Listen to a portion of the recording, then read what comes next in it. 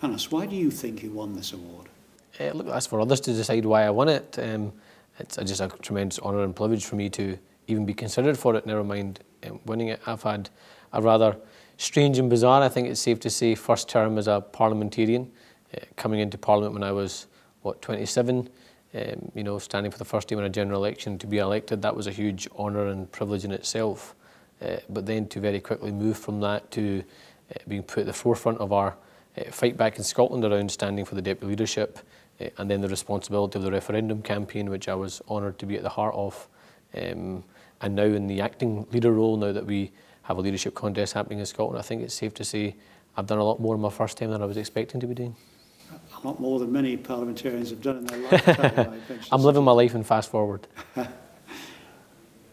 Do you think that because you are young, that it helps you to connect with young people in your constituency, to engage them more than they might than if you were a much older MP? I think it's less to do with age, and I think it's more to do with the style of the way people choose to do their politics. I'm someone who loves talking to people. I could be put into any room with any number of people who I might never have seen before or met before, but I'll still hopefully engage in some positive conversations and try and build some relationships and some connections. I think that's the way politics has got to be. We need more and more politicians who are willing to connect with people, more willing to talk and learn, not just lecture, but more importantly listen and learn about what people's concerns are. And one of the things that struck me, and I don't mean this as a criticism, but perhaps it'll be taken as one, is, you know, I've met a lot of politicians in my life who don't like talking to people, and it's really strange. It doesn't really go with the job description. I'm the opposite of that. I'll talk to anybody. Some minority groups often come up with some quite tough demands. Do you ever have any difficulty helping to reconcile them and their demands with the British society in which we all live, and indeed the way in which Parliament works? I think minority communities have the exact same concerns as everybody else has around the health service, around the education system, around job security, around how they're going to guarantee opportunities for their children, how they're going to guarantee the right standard of care for their loved ones. But for many of them, they've got an added layer of interest, which is around perhaps their mother countries or being part of a wider diaspora. So they'll have concerns about things that happen on the other side of the world. People from South Asia will take a political interest in what's happening in South Asia, and likewise in other areas. And I think the balance has got to be struck. I don't ever claim and never will claim to be an MP of a certain ethnic minority or an MP of a certain faith. I'm a Glasgow MP, I'm a Scottish MP, I'm a British MP. I'm all of those things first before I'm anything else. I'm not going to latch to my identity. Far from it. I think it's a strength that we have a Parliament that we hope represents society. And all of the minority groupings in your constituency have a voice and have to have a voice. Yeah, absolutely. I mean, is that sometimes difficult? No, less so. One of the things I often get is people assume that there is a large percentage of people in my constituency who come from an ethnic minority background. Actually, it's only about 9% of my constituency come from an ethnic minority background.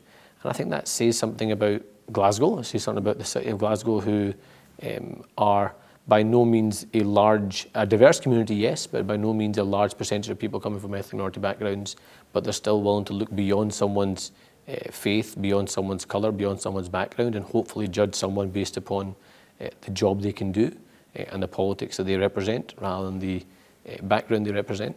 I think that says something great about Glasgow. I think it says something even more great about Scotland, the fact that I was able to stand in a deputy leadership election, was able to be the deputy leader of the Scottish Labour Party for 3 years, someone from my background, someone with my colour, someone with my faith, and not once did it ever get raised or even commented on in that whole 3-year period. That says something amazing about the Labour Party, but actually it says something amazing about Scotland.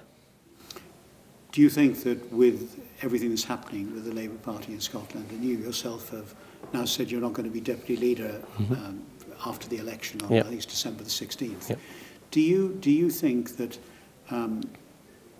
you're going to have to put so much priority into either Westminster or Holyrood politics that at some point there's a risk that minority groups might not be as well represented in what could be the maelstrom of sorting out the politics of Scotland?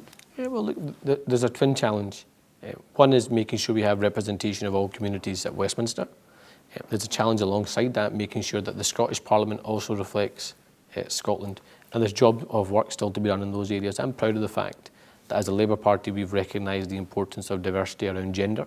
So having all-women shortlists for Westminster, working towards having a representative parliament, so working towards a target of 50% of women being on our Westminster benches. We've been ahead of the curve of that in Scotland, where we make a conscious decision in 2009 that 50% of our candidates in winnable seats would be women, so we had a 50-50 parliament in terms of from the Labour benches.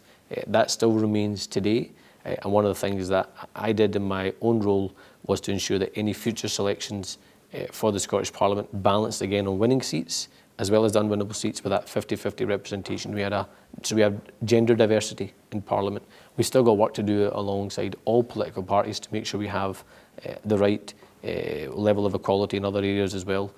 I don't see that as a political challenge in terms of the current political climate, but I think it's something that we can work on together. I think the Labour Party is doing its bit. I think other political parties still need to answer that challenge. Alice, thanks very much indeed. My pleasure. Congratulations. Thank you, my pleasure.